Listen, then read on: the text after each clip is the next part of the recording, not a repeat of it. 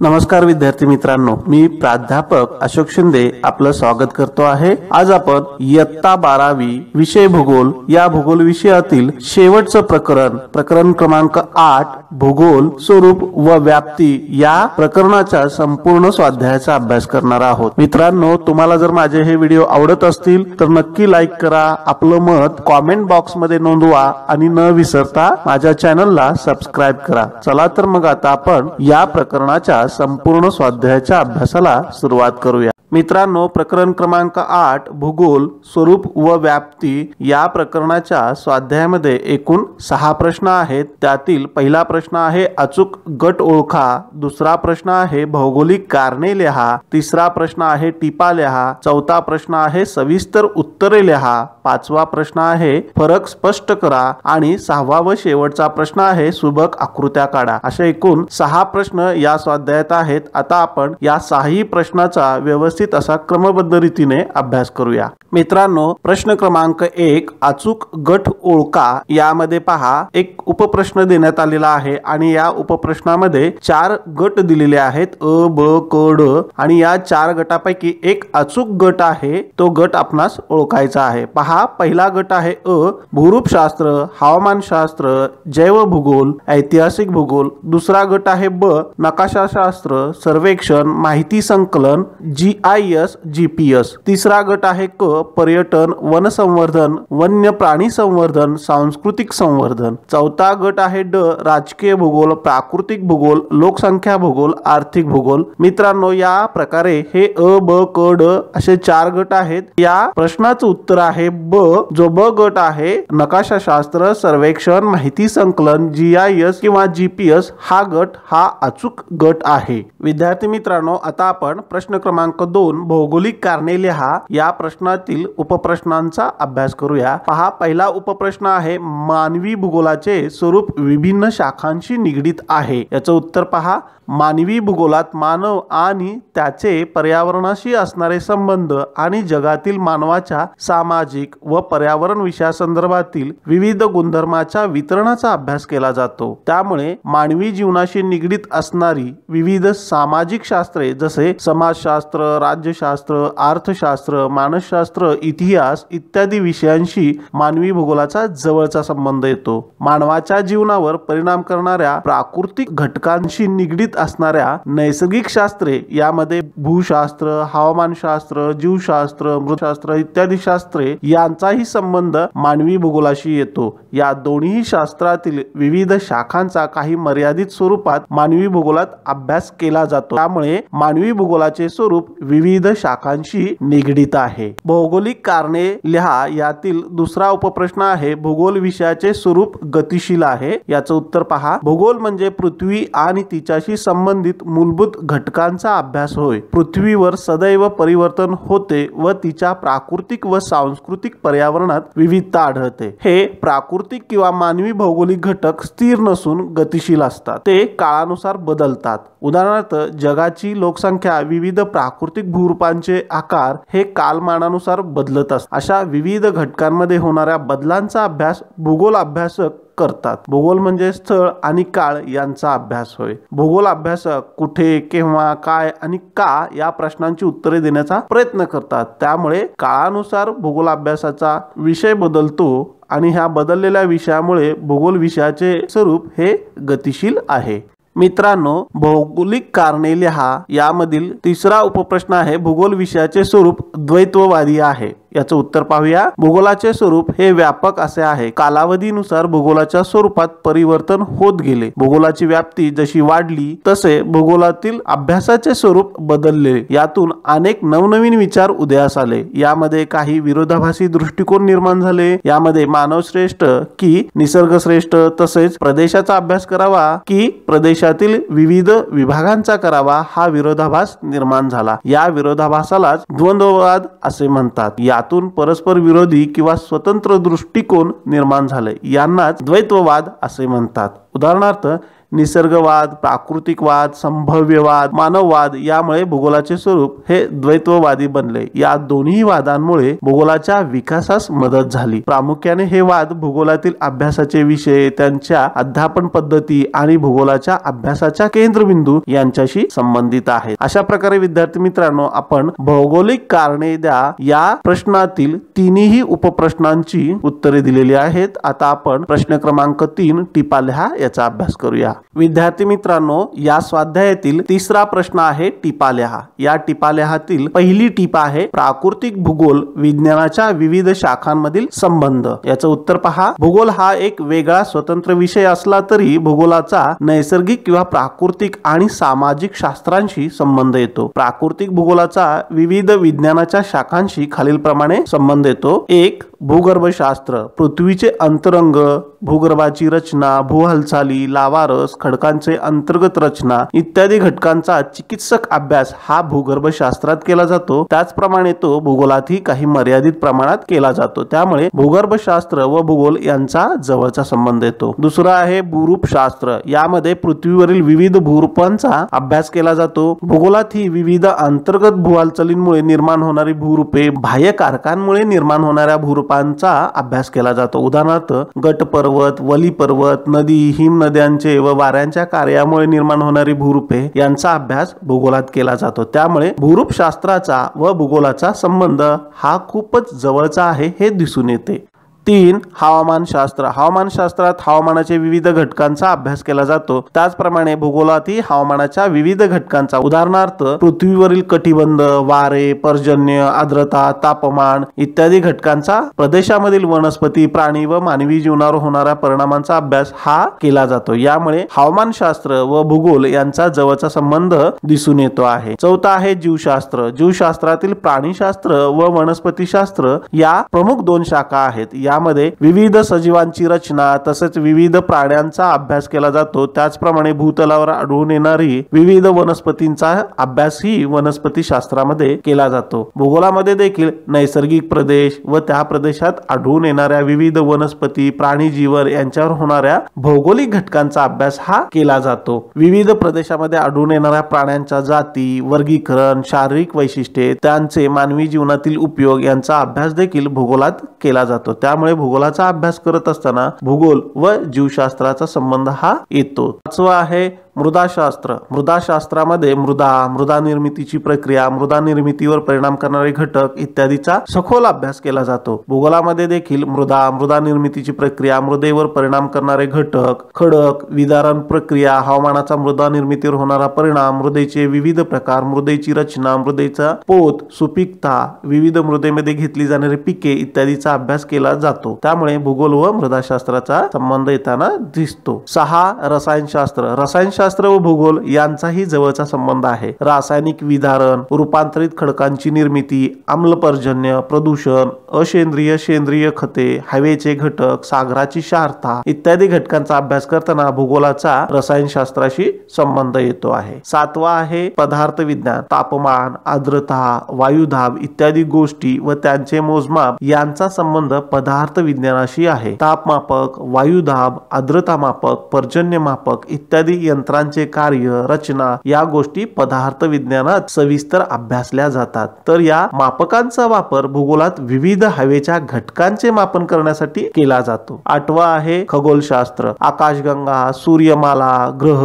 उपग्रह, उल्कापिंड, धूमकेतू इत्यादी घटकांचे अध्ययन खगोलशास्त्रात केले जाते। तसेच ते भूगोलामध्ये देखील या घटकांचे अध्ययन केले जाते। 9. आहे सागरशास्त्र, सागराची रचना, सागरातील प्रवाह, क्षारता, सागराचे हवामानावर होणारे विविध परिणाम इत्यादी घटकांचा अभ्यास हा सागरशास्त्राप्रमाणे भूगोलात देखील केला जातो। त्यामुळे सागरशास्त्र व भूगोल यांचा जवळचा संबंध प्रस्थापित होतो। 10. आहे गणित आणि संख्याशास्त्र, भूगोलातील अक्षांश, रेखांश, वृत्तजाळी, सर्वेक्षण, नकाशे व आकृत्या काढण्यासाठी गणितीय तंत्राचा वापर केला जातो। त्याचप्रमाणे भूगोलातील सांख्यिकीय माहितीचे विश्लेषण करण्यासाठी विविध सांख्यिकीय तंत्रे आणि गृहीतकांच्या चाचण्या भूगोलात वापरल्या जातात. यामुळे भूगोलाचा गणित व संख्याशास्त्राशी संबंध येतो. याचप्रमाणे संगणकशास्त्राचाही आपत्ती व्यवस्थापन, आपत्तीचा अंदाज बांधण्यासाठी वापर केला जातो. अशा प्रकारे प्राकृतिक भूगोलाचा विविध विज्ञानाच्या शाखांशी संबंध येतो. क्रमांक 3 टिपा लिहा. यातील दुसरी टीप आहे भूगोलाच्या शाखा. याचं उत्तर पहा. भूगोलामध्ये प्राकृतिक घटक व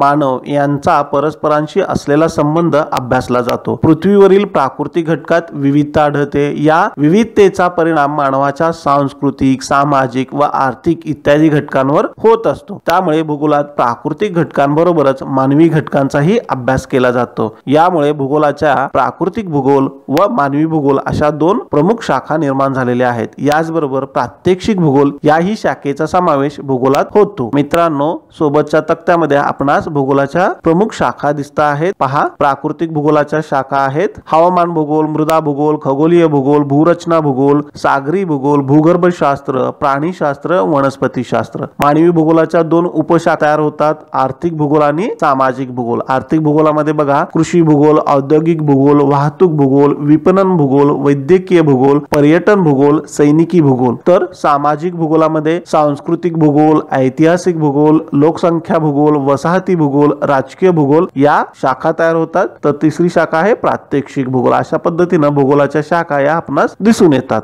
एक प्राकृतिक भूगोल. या प्राकृतिक भूगोलात शिलावरणातील भूरूपे, जलप्रणाली, भूस्वरूप, उठाव, वातावरणाचे घटक, रचना, हवा व हवामान, वारे, पर्जन्य, हवामानाचे प्रकार, जलावरणातील सागर, महासागर, तळरचना, सरोवरे, नद्या इत्यादी घटकांचा आणि जीवावरणातील सजीवांमध्ये मानवासह सूक्ष्मजीव, परिसंस्था, अन्नसाखळी, परिस्थितिके संतुलन इत्यादी घटकांचा समावेश होतो. त्याचप्रमाणे आकाशातील ग्रह, तारे, उल्कापिंड, धूमकेतू, आकाशगंगा, सूर्यमाला इत्यादी खगोलीय घटकांचा अभ्यास देखील प्राकृतिक भूगोलात केला जातो. तर मानवी भूगोलात मानव, त्याचे पर्यावरणाशी असणारे संबंध आणि मानवाच्या आर्थिक क्रिया, मानवाचे सामाजिक जीवन, सांस्कृतिक, राजकीय घटकांचा अभ्यास हा मानवी भूगोलात केला जातो. मानवाच्या आर्थिक क्रियांमधील कृषी, औद्योगिक, वाहतूक, विपणन, वैद्यकीय, पर्यटन इत्यादी क्रियांचा मानवी भूगोलात अभ्यास केला जातो. तर सामाजिक भूगोलामध्ये सामाजिक, सांस्कृतिक, ऐतिहासिक, लोकसंख्या व तिचे विविध घटक, वसाहतीमध्ये ग्रामीण व नागरी वसाहती भूगोल, राजकीय भूगोल इत्यादी घटकांचा अभ्यास हा मानवी भूगोलामध्ये केला जातो. भूगोलाची तिसरी महत्वाची शाखा आहे ती प्रात्यक्षिक भूगोल. यामध्ये प्राकृतिक व मानवी भूगोलातील विविध घटकांच्या वितरणाचे नकाशे, हवामानाच्या घटकांचे वितरण, सांकेतिक चिन्हे व खुणा, नकाशाचे विविध प्रकार, प्रमाणाचे वेगवेगळे प्रकार, सर्वेक्षण व सर्वेक्षणाचे विविध प्रकार, संख्याशास्त्रीय विश्लेषण, विविध आलेख, तक्ते, आकृत्या इत्यादींचा अभ्यास हा प्रात्यक्षिक भूगोलामध्ये केला जातो. अशा प्रकारे आपण भूगोलाच्या प्रमुख 3 शाखा प्राकृतिक, मानवी भूगोल आणि प्रात्यक्षिक भूगोल व त्यामध्ये येणाऱ्या उपशाखांची माहिती घेतलेली आहे.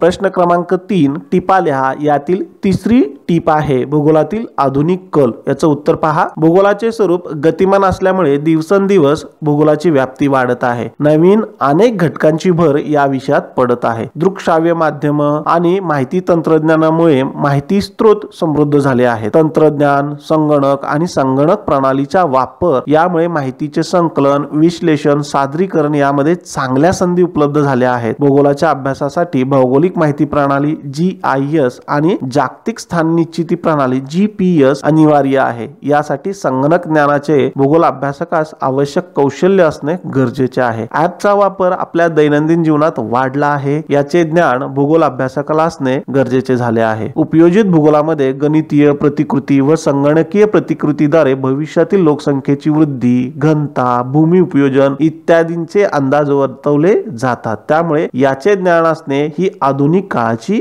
गरज आहे. त्याचप्रमाणे प्रगत सांख्यिकीय तंत्र आणि संगणक प्रणाली यांच्याही ज्ञानाची गरज निर्माण झाली आहे. याचा उपयोग भौगोलिक पर्यावरणातील अनेक घटकांचे मोजमाप करण्यासाठी होत असतो. आधुनिक काळात आपले भवितव्य घडवण्यासाठी भूगोलामध्ये अनेक आकर्षक पर्याय उपलब्ध झाले आहेत. स्पर्धा परीक्षेच्या अभ्यासात भूगोल अभ्यासाचे महत्त्व, याशिवाय विविध हार्ड स्किल व सॉफ्ट स्किल यांच्यासह योजनातून या विषयात आधुनिक काळात भवितव्य घडवण्याच्या अनेक संधी उपलब्ध झालेल्या आहेत. उदाहरणार्थ पत्रकारिता, पर्यटन, शिक्षण, अध्यापन, पुस्तक लेखन, आशय लेखन, नकाशे निर्मिती, नागरी प्रशासन, वाहतूक नियोजन इत्यादी क्षेत्रात भूगोलाची पार्श्वभूमी असणाऱ्या व्यक्तींची आवश्यकता आहे. अशा प्रकारे आपण भूगोलाचा कल या प्रश्नाचे उत्तर लिहू शकतो.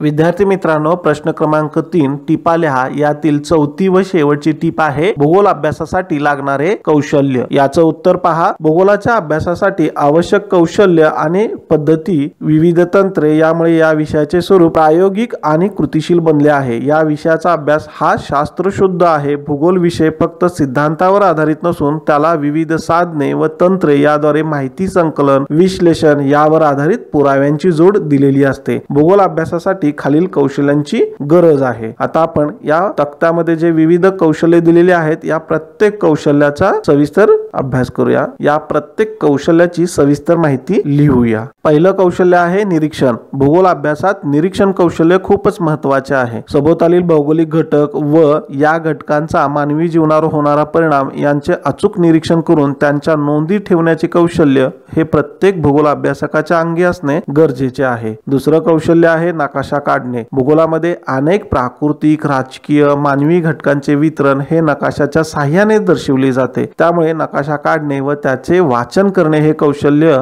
इतर विषयाच्या तुलनेत भूगोलात अत्यंत महत्वाचे आहे. तिसरं कौशल्य आहे आधुनिक तंत्रज्ञान व उपकरणांच्या साहाय्याने भूसर्वेक्षण. आधुनिक काळात सुदूर संवेदन, भौगोलिक माहिती प्रणाली, भौगोलिक स्थान निश्चिती तसेच उपग्रहाच्या साहाय्याने भूसर्वेक्षण करण्याच्या कौशल्यास भूगोलाच्या अभ्यासात महत्वाचे स्थान आहे. ज्यामुळे अचूक भूसर्वेक्षणाद्वारे प्राप्त होणाऱ्या माहितीच्या साहाय्याने भविष्यातील योग्य नियोजन करण्यास व अंदाज वर्तवण्यास मदत होते. चौथं कौशल्य आहे सर्वेक्षण. छायाचित्रे, उपग्रहीय प्रतिमा इत्यादीद्वारे विदा माहितीचे संकलन. सर्वेक्षण, छायाचित्रे, उपग्रह प्रतिमा इत्यादीचे अचूक निरीक्षण व वाचन करून त्याद्वारे मिळणाऱ्या माहितीचे संकलन करता आले पाहिजे. पाचवं कौशल्य आहे विदाचे संघटन. विविध स्रोतांद्वारे प्राप्त झालेल्या विदाचे योग्य असे संघटन भूगोल अभ्यासकाला करता आले पाहिजे, ज्याद्वारे त्या माहितीला अर्थ प्राप्त होईल. सहावं कौशल्य आहे विदा सांख्यिकीय माहिती विवेचन. विविध स्रोतांवर आधारित प्राप्त केलेल्या भौगोलिक विदाचे अचूक संघटन केल्यानंतर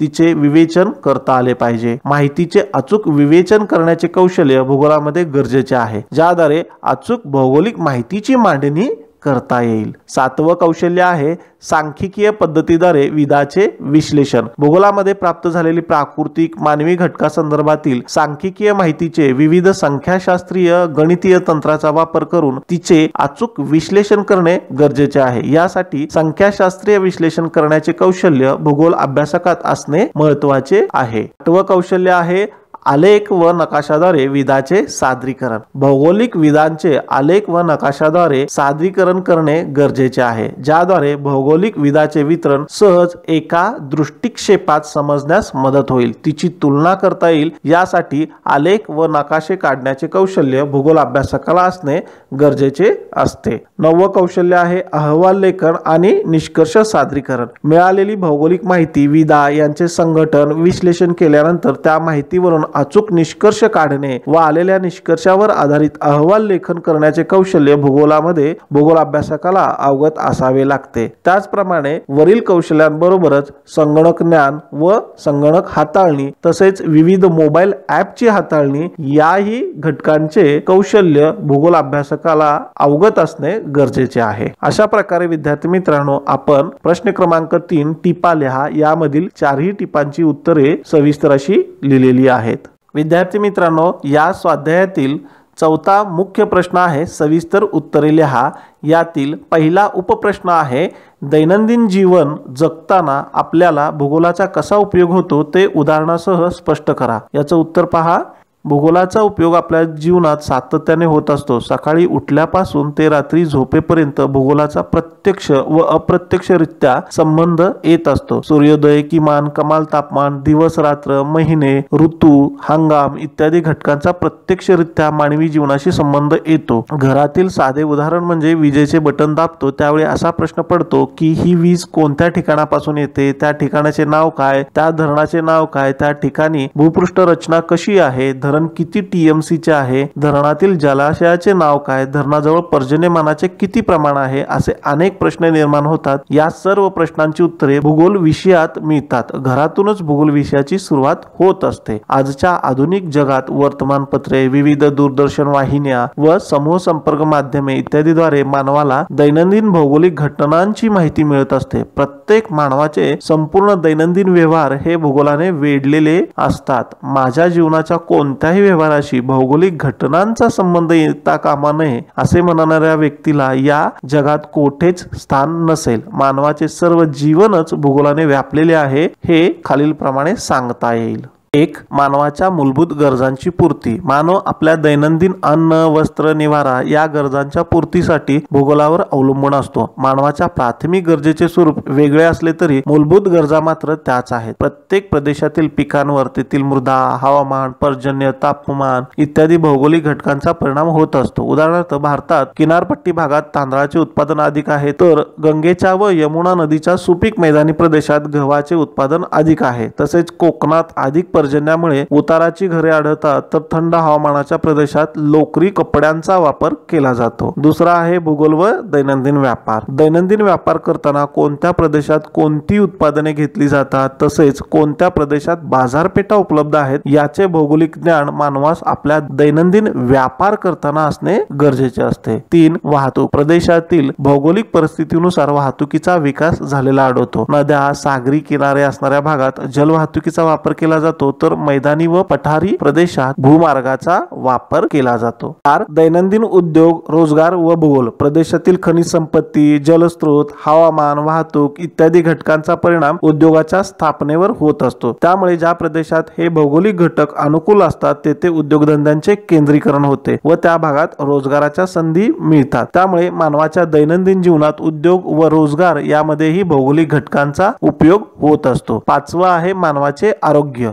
ऋतू, हवामान, पर्जन्य इत्यादी भौगोलिक घटकांचा मानवाच्या आरोग्यावर परिणाम होत असतो। ऋतुमानानुसार होणारे विविध आजार, त्या संदर्भात घ्यावयाची काळजी यासाठी ऋतूनुसार होणारे हवामानात बदल, पर्जन्य, तापमान, हवेची स्थिती याबद्दलचे ज्ञान मानवास दैनंदिन जीवनात असणे गरजेचे असते। 6. आहे आपत्ती व्यवस्थापन। दैनंदिन जीवन जगत असताना मानवास निसर्गातून निर्माण होणाऱ्या विविध आपत्तींबद्दल ज्ञान असणे गरजेचे असते। अचानक उद्भवणाऱ्या आपत्ती, उदाहरणार्थ भूकंप, सुनामी, वादळे इत्यादी बद्दलचे ज्ञान असल्यास अशा आपत्तीच्या वेळेस तो काळजी घेऊ शकतो व आपत्तीचा पूर्व अंदाज घेऊन जीवित व वित्त हानी कमी करू शकतो। 7. आहे प्रदूषण। दैनंदिन जीवनात प्रदूषण ही एक गंभीर समस्या निर्माण झालेली आहे। प्रदूषणामुळे निर्माण होणाऱ्या विविध समस्या व त्या समस्याबद्दलची माहिती, प्रदूषण निर्माण करणारी कारके, त्यांचा होणारा परिणाम व उपाय याबद्दल भौगोलिक ज्ञान मानवास असणे गरजेचे आहे। 8. आहे संरक्षण व भूगोल। युद्धजन्य परिस्थितीत सैनिकी अधिकाऱ्यांना भूपृष्ठ रचना, नदी प्रणाली, हवामान, विविध प्राकृतिक नकाशे, दिशा, हवेची स्थिती इत्यादी भौगोलिक घटकांचे ज्ञान उपयोगी पडत असते। अशा प्रकारे मानवाच्या दैनंदिन जीवनात भूगोलाचे ज्ञान हे उपयोगी पडते। त्यामुळे मानवाचे संपूर्ण जीवनच हे भूगोलमय आहे असे आपण म्हणू शकतो। प्रश्न क्रमांक 4 सविस्तर उत्तरे लिहा। यामधील दुसरा उपप्रश्न आहे भूगोलाचा इतर विषयांशी असलेला संबंध स्पष्ट करा। याचं उत्तर पहा। भूगोल हा एक वेगळा स्वतंत्र विषय असला तरी भूगोलाचा नैसर्गिक किंवा प्राकृतिक आणि सामाजिक शास्त्रांशी संबंध येतो। या शास्त्राचे संबंध येऊन भूगोलाच्या अनेक शाखा विकसित झाल्या आहेत। यामुळे भूगोल हा एक एकात्मिक आणि आंतरशाखीय विषय बनला आहे। भूगोलाचा नैसर्गिक व सामाजिक शास्त्रातील विविध विषयांशी खालीलप्रमाणे संबंध येतो आहे। प्राकृतिक शास्त्र व भूगोल यांच्यातील संबंध। प्राकृतिक भूगोलाचा विविध विज्ञानाच्या शाखांशी खालीलप्रमाणे संबंध येतो। 1. भूगर्भशास्त्र। पृथ्वीचे अंतरंग, भूगर्भ रचना, भूहालचाली, लावारस, खडकांची अंतर्गत रचना इत्यादी घटकांचा चिकित्सक अभ्यास हा भूगर्भशास्त्रात केला जातो। त्याचप्रमाणे तो भूगोलातही काही मर्यादित प्रमाणात केला जातो। त्यामुळे भूगर्भशास्त्र व भूगोल यांचा जवळचा संबंध येतो। 2. भूरूपशास्त्र, यामध्ये पृथ्वीवरील विविध भूरूपांचा अभ्यास केला जातो. भूगोलात ही विविध अंतर्गत भू हालचालींमुळे निर्माण होणारी भूरूपे व बाह्य कारकांमुळे निर्माण होणाऱ्या भूरूपांचा अभ्यास केला जातो. उदाहरणार्थ गट पर्वत, वली पर्वत, नदी, हिमनदीचे व वाऱ्याच्या कार्यामुळे निर्माण होणारी भूरूपे यांचा अभ्यास भूगोलात केला जातो. त्यामुळे भूरूपशास्त्राचा व भूगोलाचा संबंध हा खूप जवळचा आहे हे दिसून येते. 3. हवामानशास्त्र. हवामानशास्त्रात हवामानाचे विविध घटकांचा अभ्यास केला जातो. भूगोलातही हवामानाच्या विविध घटकांचा, उदाहरणार्थ पृथ्वीवरील कटिबंध, वारे, पर्जन्य, आर्द्रता, तापमान इत्यादी घटकांचा, प्रदेशामधील वनस्पती, प्राणी व मानवी जीवनावर होणारा परिणाम यांचा अभ्यास केला जातो. यामुळे हवामानशास्त्र व भूगोल यांचा जवळचा संबंध दिसून येतो. 4. आहे जीवशास्त्र. जीवशास्त्रातील प्राणीशास्त्र व वनस्पतीशास्त्र या 2 प्रमुख शाखा आहेत. यामध्ये विविध सजीवांची रचना तसेच विविध प्राण्यांचा अभ्यास केला जातो. त्याचप्रमाणे भूतलावर आढळून येणाऱ्या विविध वनस्पतींचा अभ्यास हा वनस्पती शास्त्रामध्ये केला जातो. भूगोलामध्ये देखील नैसर्गिक प्रदेश व त्या प्रदेशात आढळून येणाऱ्या विविध वनस्पती, प्राणी जीवन यांच्यावर होणाऱ्या भौगोलिक घटकांचा अभ्यास हा केला जातो. तसेच विविध प्रदेशामध्ये आढळून येणाऱ्या प्राण्यांच्या जाती, वर्गीकरण, शारीरिक वैशिष्ट्ये, त्यांचे मानवी जीवनातील उपयोग यांचा अभ्यास देखील भूगोलामध्ये केला जातो. त्यामुळे भूगोलाचा अभ्यास करत असताना भूगोल व जीवशास्त्रांचा संबंध हा येतो. 5. आहे मृदाशास्त्र. मृदाशास्त्रामध्ये मृदा निर्मितीची प्रक्रिया, मृदा निर्मितीवर परिणाम करणारे घटक इत्यादीचा सखोल अभ्यास केला जातो. भूगोलामध्ये देखील मृदा निर्मितीची प्रक्रिया, मृदेवर परिणाम करणारे विविध घटक, खडक, विदारण प्रक्रिया, हवामानाचा मृदा निर्मितीवर होणारा परिणाम, मृदेचे विविध प्रकार, मृदेची रचना, मृदेचा पोत, सुपीकता, विविध मृदेमध्ये घेतली जाणारी पिके यांचा अभ्यास हा केला जातो. त्यामुळे भूगोल व मृदाशास्त्राचा संबंध हा येतो. 6. आहे रसायनशास्त्र. रसायनशास्त्र व भूगोल यांचाही जवळचा संबंध आहे. रासायनिक विदारण, रूपांतरित खडकांची निर्मिती, आम्लपर्जन्य, प्रदूषण, सेंद्रिय असेंद्रिय खते, हवेचे घटक, सागराची शारता इत्यादी घटकांचा अभ्यास करताना भूगोलाचा व रसायनशास्त्राचा संबंध येत असतो. 7. आहे पदार्थ विज्ञान. तापमापक, वायुदाब, आर्द्रता मापक, पर्जन्यमापक इत्यादी यंत्राचे कार्य, रचना या गोष्टी पदार्थ विज्ञानात सविस्तर अभ्यासल्या जातात. तर या मापकांचा वापर भूगोलात विविध हवेच्या घटकांचे मापन करण्यासाठी केला जात असतो. 8. आहे खगोलशास्त्र. आकाशगंगा, सूर्यमाला, ग्रह, उपग्रह, उल्कापिंड, धूमकेतू इत्यादी घटकांचे अध्ययन खगोलशास्त्रात केले जाते. तसेच भूगोलामध्ये देखील या घटकांचे अध्ययन हे केले जाते. 9. आहे सागरशास्त्र. सागराची रचना, सागरातील प्रवाह, शारता, सागराचे हवामानावर होणारे विविध परिणाम इत्यादी घटकांचा अभ्यास हा सागरशास्त्राप्रमाणे भूगोलात देखील केला जातो. त्यामुळे सागरशास्त्र व भूगोल यांचा जवळचा संबंध प्रस्थापित होतो. 10. आहे गणित आणि संख्याशास्त्र. भूगोलातील अक्षांश, रेखांश, वृत्तजाळी, सर्वेक्षण, नकाशे व आकृत्या काढण्यासाठी गणितीय तंत्राचा वापर केला जातो. त्याचप्रमाणे भूगोलातील सांख्यिकीय माहितीचे विश्लेषण करण्यासाठी विविध सांख्यिकीय तंत्रे आणि गृहीतकांच्या चाचण्या भूगोलात वापरल्या जातात. यामुळे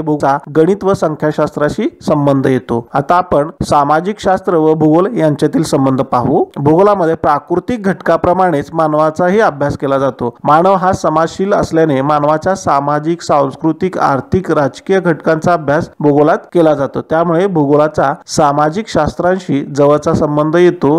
तो पुढील प्रमाणे. 1. भूगोल व इतिहास संबंध. इतिहासामध्ये मानवाच्या ऐतिहासिक घटनांचा, त्याच्या विविध संस्कृतीचा, मानवाच्या विविध कालखंडातील सामाजिक, सांस्कृतिक, राजकीय विकासाचा अभ्यास केला जातो. तर तो करत असताना त्या कालखंडात या प्रदेशातील मानवी विकासावर तेथील भौगोलिक घटकांच्या होणाऱ्या परिणामांचाही अभ्यास केला जातो. या भौगोलिक घटकांचा अभ्यास भूगोलातही केला जात असल्यामुळे भूगोल व इतिहास यांचा जवळचा संबंध दिसून येतो. प्रत्येक ठिकाणचा इतिहास घडवण्यासाठी तेथील भौगोलिक परिस्थिती कारणीभूत ठरते. दुसरा आहे भूगोल व राज्यशास्त्र. राज्यशास्त्रामध्ये प्रदेशामधील राजकीय घटकांचा अभ्यास केला जातो. तर भूगोलात त्या प्रदेशातील राजकीय परिस्थिती का निर्माण झाली, त्यासाठी कोणते भौगोलिक घटक कारणीभूत ठरतात यांचा अभ्यास केला जातो. तिसरा आहे भूगोल व अर्थशास्त्र. अर्थशास्त्रामध्ये विविध आर्थिक सिद्धांत, आर्थिक नीती यांचा अभ्यास केला जातो. तर भूगोलात मानवाच्या आर्थिक क्रिया, मानवाची आर्थिक प्रगती या घटकांवर परिणाम करणाऱ्या भौगोलिक घटकांचा अभ्यास केला जातो. ज्यामुळे भूगोल व अर्थशास्त्राचा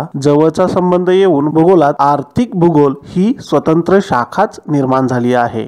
चौथा आहे समाजशास्त्र व भूगोल। समाजशास्त्रात मानवी समूह, गट, समाज रचना, रूढी परंपरा, कुटुंब पद्धती, लोककला, धर्म इत्यादींचा अभ्यास केला जातो। तर भूगोलामध्ये एखाद्या प्रदेशाचा अभ्यास करताना तेथील मानवी जीवन, तेथील आदिवासी जमाती, त्यांची लोकसंख्या, तेथील चालीरीती, रूढी परंपरा यांचा भौगोलिक दृष्टिकोनातून अभ्यास केला जातो। म्हणून समाजशास्त्र व भूगोल यांचा जवळचा संबंध दिसून येतो। पाचवा आहे लोकसंख्याशास्त्र व भूगोल। लोकसंख्याशास्त्राप्रमाणे भूगोलात देखील लोकसंख्येचा अभ्यास केला जातो। भूगोलात लोकसंख्येतील कालखंडानुसार व प्रदेशानुसार होणारे बदल, लोकसंख्येची रचना, लोकसंख्येवर परिणाम करणारे घटक यांचा अभ्यास केला जातो। त्यामुळे लोकसंख्याशास्त्र व भूगोल यांचे अतूट नाते दिसून येते। सहावा आहे मानसशास्त्र व भूगोल। मानसशास्त्रातील अभ्यासाचा मुख्य घटक मानव हा आहे। यामध्ये मानवाचे वर्तन, त्याच्या व्यक्तिमत्वावर परिणाम करणारे घटक, त्याच्या आवडीनिवडी, त्याचा दृष्टिकोन, प्रेरणा इत्यादी घटकांचा अभ्यास केला जातो। तर भूगोलात या मानवाच्या वर्तनासाठी व व्यक्तिमत्व घडवण्यासाठी कारणीभूत असणाऱ्या भौगोलिक परिस्थितीचा अभ्यास केला जातो। अशा प्रकारे भूगोलाचा विविध प्राकृतिक आणि सामाजिक शास्त्रांशी जवळचा संबंध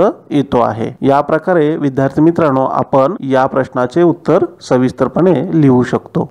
विद्यार्थी मित्रांनो, प्रश्न क्रमांक 4 सविस्तर उत्तरे लिहा यातील तिसरा उपप्रश्न आहे भूगोलाचे स्वरूप सविस्तर स्पष्ट करा। याचं उत्तर पहा। भूगोल म्हणजे पृथ्वी आणि तिच्याशी संबंधित घटकांचा अभ्यास होय। पृथ्वीवर सदैव परिवर्तने होत असतात व तिच्या प्राकृतिक व सांस्कृतिक पर्यावरणात कालखंडानुसार विविधता आढळते। त्यामुळे कालावधीनुसार भूगोल अभ्यासाचे स्वरूप ही बदलत गेलेले दिसते। वेळोवेळी भूगोलाच्या स्वरूपात बदल झालेले दिसून येतात ते खालीलप्रमाणे पहा। भूगोलाचे स्वरूप या तक्त्यामध्ये पहिलं स्वरूप आहे वर्णनात्मक, दुसरं आहे वितरणात्मक, तिसरं आहे कार्यकारण भावात्मक, चौथा आहे गतिशील, पाचवा आहे द्वैतवादी आणि सहावा आहे सांख्यिकीयात्मक। यातील पहिलं आपण वर्णनात्मक स्वरूप पाहूया। भूगोलाच्या विविध व्याख्यांचा विचार केल्यास भूगोलाचे स्वरूप टप्प्याटप्प्याने बदलत गेलेले आढळते। सुरुवातीच्या काळात भूगोलाचे स्वरूप हे वर्णनात्मक होते। या काळात अनेक भूगोलतज्ञांनी प्रवास करून जे जे दिसले त्याचे वर्णन नोंदवून ठेवण्याचा प्रयत्न केला। या वर्णनामुळे अनेक भौगोलिक प्रदेशांची माहिती मिळाली। याच काळात अनेक भौगोलिक प्रवास वर्णने निर्माण झाली।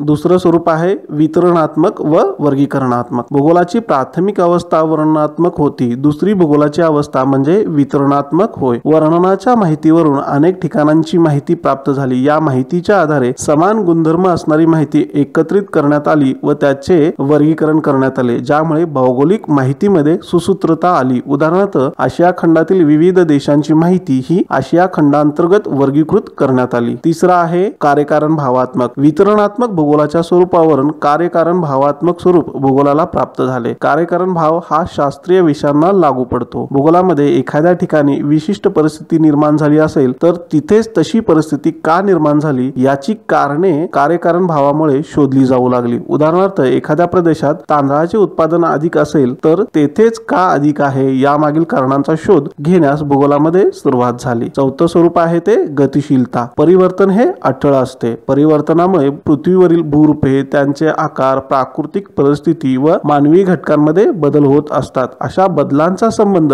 कालमानाशी असल्याने भूगोल अभ्यासकांना त्याविषयी स्वारस्य असते। अशा प्रकारे भूगोल म्हणजे स्थळ आणि काळ यांचा अभ्यास, यामुळे भूगोलाचे स्वरूप हे गतिशील बनले। पाचवं स्वरूप आहे द्वैतवादी। भूगोलामध्ये कालखंडानुसार विविध अभ्यास पद्धती व अभ्यासाचे विषय बदलत गेले। काही भूगोलतज्ञांनी निसर्ग श्रेष्ठ मानून नैसर्गिक घटकांच्या अभ्यासाला महत्त्व दिले तर काहींनी मानव श्रेष्ठ मानून मानवी घटकांच्या अभ्यासाला महत्त्व दिले। यातून भूगोल अभ्यासामध्ये विभिन्न विरोधाभासी दृष्टिकोनांची निर्मिती झाली। यालाच भूगोलामधील द्वैतवाद म्हणतात। त्यामुळे भूगोलाच्या प्राकृतिक व मानवी शाखांच्या विकासाला हातभार लागला। शेवटचं भूगोलाचं स्वरूप आहे ते म्हणजे सांख्यिकीय माहिती। आधुनिक काळात भूगोलाचे स्वरूप हे सांख्यिकीय माहितीवर आधारित बदललेले आहे। प्राकृतिक व मानवी घटकांमध्ये सर्वेक्षण, छायाचित्रे, उपग्रह, GPS, GIS इत्यादी साधनांद्वारे प्राप्त होणाऱ्या सांख्यिकीय माहितीचे प्रगत सांख्यिकीय तंत्र आणि संगणक प्रणालीद्वारे विश्लेषण करून त्याचा वापर भौगोलिक पर्यावरणातील अनेक घटकांचे मोजमाप करून भविष्यातील अंदाज वर्तवण्यासाठी व नियोजन करण्यासाठी केला जातो। अशा प्रकारे भूगोलाचे स्वरूप प्राचीन कालखंडापासून आधुनिक काळापर्यंत बदलताना दिसते आहे। अशा प्रकारे विद्यार्थी मित्रांनो, आपण प्रश्न क्रमांक 4 सविस्तर उत्तरे लिहा यातील तिन्ही उपप्रश्नांची सविस्तर उत्तरे लिहिलेली आहेत। आता आपण प्रश्न क्रमांक 5 फरक स्पष्ट करा याचा अभ्यास करूया।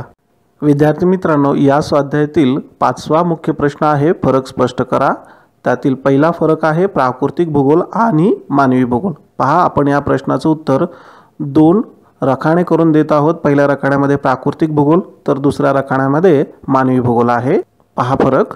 1. प्राकृतिक घटकांचा अभ्यास करणाऱ्या भूगोलाच्या शाखेस प्राकृतिक भूगोल असे म्हणतात, तर मानव व त्याच्याशी संबंधित घटकांचा अभ्यास करणाऱ्या भूगोलाच्या शाखेस मानवी भूगोल असे म्हणतात। 2. भूरूपे, जलप्रणाली, भूस्वरूप, रचना, हवामान, पर्जन्य, सागरतळ रचना, आकाशगंगा, ग्रह, तारे इत्यादी घटकांचा अभ्यास हा प्राकृतिक भूगोलात केला जातो, तर मानवाच्या विविध आर्थिक क्रिया, मानवाची सामाजिक व सांस्कृतिक परिस्थिती, लोकसंख्या, तिची रचना इत्यादी घटकांचा अभ्यास हा मानवी भूगोलामध्ये केला जातो। तिसरा फरक आहे प्राकृतिक घटकांचा अभ्यास करताना नैसर्गिक शास्त्राप्रमाणे नियम लावता येतात व येणाऱ्या निष्कर्षांचे सामान्यीकरण करता येते। उदाहरणार्थ, जसजसे समुद्र सपाटीपासून उंच जावे तसतसे हवेचा दाब कमी होतो, तर मानवी घटक हे प्रदेशानुसार बदलत असतात, त्यामुळे या घटकांच्या अभ्यासाला नैसर्गिक शास्त्राप्रमाणे नियम लावता येत नाही। चौथा फरक आहे प्राकृतिक भूगोलामध्ये भूरूपशास्त्र, हवामान भूगोल, मृदा भूगोल, खगोलीय भूगोल इत्यादी शाखांचा समावेश होतो, तर मानवी भूगोलामध्ये ऐतिहासिक भूगोल, राजकीय भूगोल, आर्थिक भूगोल, वर्तणुकीचे भूगोल, लोकसंख्या भूगोल इत्यादी शाखांचा समावेश होतो। पाचवा फरक आहे प्राकृतिक भूगोलामध्ये निसर्ग हा मानवापेक्षा श्रेष्ठ आहे असे मानले जाते, तर मानवी भूगोलात मानव हा निसर्गापेक्षा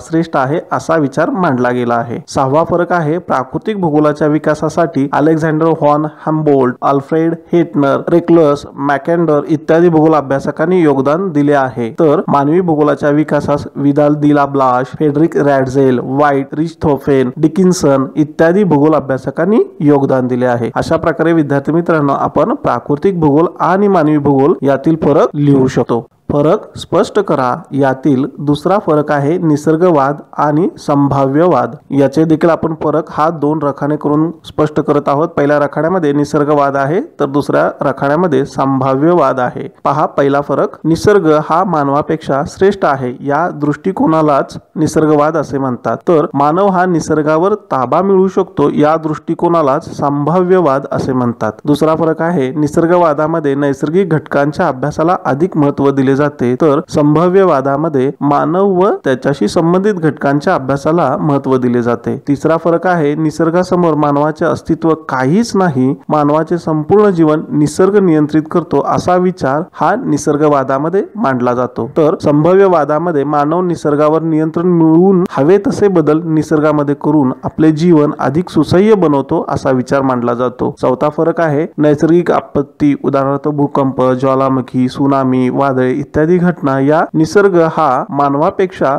श्रेष्ठ आहे हे सिद्ध करतात, तर विशाल धरणे, दुर्गम भागातील वाहतूक मार्गांचा विकास, प्रतिकूल हवामानामध्ये मानवी जीवन इत्यादी उदाहरणे हे मानव निसर्गावर नियंत्रण मिळवू शकतो हे सिद्ध करतात। पाचवा फरक आहे हम्बोल्ट, हेटनर, मॅकिंडर, रेक्लस इत्यादी भूगोलतज्ञ हे निसर्गवादाचे पुरस्कर्ते आहेत, तर Vidal de la Blache, Friedrich Ratzel, White, Richthofen, Dickinson इत्यादी भूगोलतज्ञ हे संभाव्यवादाचे पुरस्कर्ते आहेत। अशा प्रकारे विद्यार्थी मित्रांनो, आपण प्रश्न क्रमांक 5 फरक स्पष्ट करा यामधील दोन्ही उपप्रश्नांचे फरक स्पष्ट केलेले आहेत। विद्यार्थी मित्रांनो, या स्वाध्यायातील शेवटचा प्रश्न क्रमांक 6 सुबक आकृत्या काढा। पहा, यामध्ये पहिली आकृती दिलेली आहे आपणास भूगोलाचा अन्य विषयाशी संबंध। ही आकृती आपण इथं काढलेली आहे जी पाठ्यपुस्तकातीलच आहे। या प्रकारची आकृती तुम्ही काढू शकता। दुसरी आहे भूगोलाच्या अभ्यासासाठी लागणारे कौशल्य। याची आकृती आपणास पाठ्यपुस्तकामध्ये दिलेली आहे। विद्यार्थी मित्रांनो, या प्रकारे तुम्ही दोन्ही आकृत्या या व्यवस्थित काढू शकता व या प्रश्नांचं उत्तर लिहू शकता। अशा प्रकारे मित्रांनो, आपण प्रकरण क्रमांक 8 भूगोल, स्वरूप व व्याप्ती या प्रकरणाच्या संपूर्ण स्वाध्यायाचा अभ्यास केलेला आहे। विद्यार्थी मित्रांनो, जर तुम्हाला माझा हा व्हिडिओ आवडला असेल तर नक्की लाईक करा, आपले मत कॉमेंट बॉक्स मध्ये नोंदवा आणि न विसरता माझ्या या चॅनलला सबस्क्राइब करा। धन्यवाद।